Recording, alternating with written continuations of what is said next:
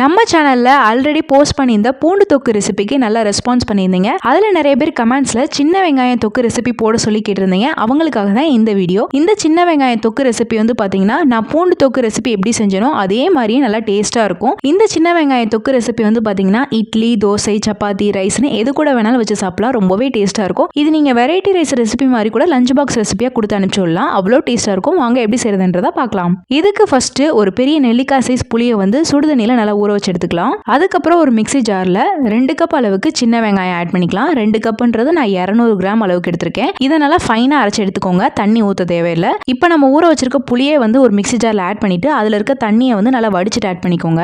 தூசி ஏதாவது இருக்கும். இப்போ வந்து அதை நல்லா ஃபைனா அரைச்சு எடுத்துக்கலாம். இப்போ அதை நல்லா ஃபைனா அரைச்சு எடுத்து தனியா வச்சுக்கோங்க.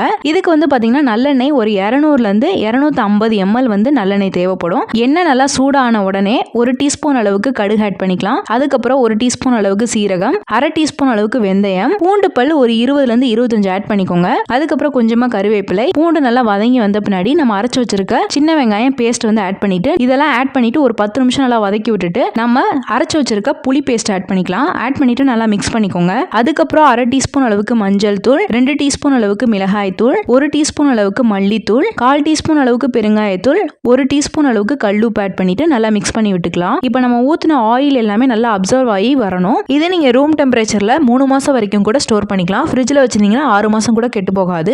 இப்போ நம்ம 1 டீஸ்பூன் அளவுக்கு வெல்லம் ஆட் பண்ணிக்கலாம். இது வந்து ஆப்ஷனல் தான். வேணாம்னு நினைச்சீங்கன்னா நீங்க ஸ்கிப் பண்ணிக்கலாம். தொக்கு வந்து பாத்தீங்கன்னா நல்லா டார்க் ப்ரௌன் கலர்ல மாறி வரும்.